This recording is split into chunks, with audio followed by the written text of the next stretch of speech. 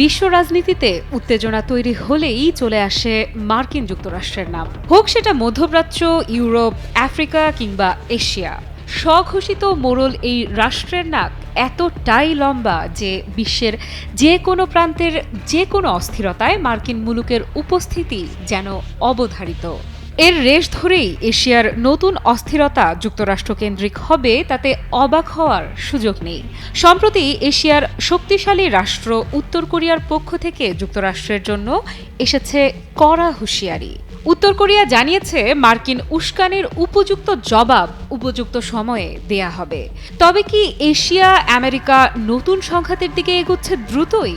উত্তর কোরিয়ার সর্বোচ্চ নেতা কিম জং উনের বোন কিম ইয়ো জং এর রুক্ষ সতর্কবার্তা তো সেদিকে ইঙ্গিত করছে। দক্ষিণ কোরিয়ায় মার্কিন এয়ারক্রাফট ক্যারিয়ার পাঠানোর বিষয়কে কেন্দ্র করে কিম ইয়ো জং বলেন, যুক্তরাষ্ট্র সংঘাতের পরিস্থিতি তৈরি করছে, তারা সমানে উস্কানি দিয়ে যাচ্ছে। উত্তর কোরিয়া এর জবাব দেবে বলে হুমকি দেন কিমের বোন। এমনটাই খবর জার্মান ভিত্তিক সংবাদ মাধ্যম ডয়চে ভ্যালের। প্রতিবেদনে বলা হয়েছে ২ মার্চ মার্কিন এয়ারক্রাফট ক্যারিয়ার দক্ষিণ কোরিয়ার বন্দর শহর বুসানে পৌঁছায়। ডয়চে ভেলের দাবি, দক্ষিণ কোরিয়ার প্রতি মার্কিন সমর্থন জানাতেই এই পদক্ষেপ। অন্যদিকে রোববারই উত্তর কোরিয়া চলতি বছরের ৪র্থ ক্ষেপণাস্ত্র পরীক্ষা চালায়। এমন পরিস্থিতিতে কিম ইয়ো জং বলেন, যুক্তরাষ্ট্র ও তার মিত্র দেশগুলো সংঘাতের রাস্তায় যেতে চায়। দক্ষিণ কোরিয়া আত্মঘাতী পথে চলছে। উত্তর কোরিয়া এখন সব বিকল্প খতিয়ে দেখবে। তাদের নিরাপত্তা যাতে শত্রুরা বিঘ্নিত করতে না পারে সেটা বিবেচনা করা হবে।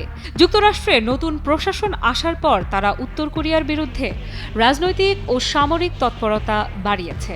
তারা আগের প্রশাসনের বিরুদ্ধাচরণের নীতি নিয়েই চলছে। যদিও এর আগে ট্রাম্প প্রশাসন প্রথম মেয়াদে উত্তর কোরিয়ার শাসক কিম জং উনের সঙ্গে বৈঠক করেছিল। এমনকি দ্বিতীয় মেয়াদেও president Donald Trump Kim Jong উনের সঙ্গে দেখা করার ইচ্ছে প্রকাশ করেন। তবে সমর বিশ্লেষকদের মতে কিম এখন যুক্তরাষ্ট্রের প্রতিপক্ষ রাশিয়ার সঙ্গে সম্পর্ক ঘনিষ্ঠ করতে চাইছেন। তিনি আগের মতো ট্রাম্পের সঙ্গে সম্পর্ক ঘনিষ্ঠ করার চেষ্টা নাও করতে পারেন। আফ্রিদা ইফরাত, নিউজ 24।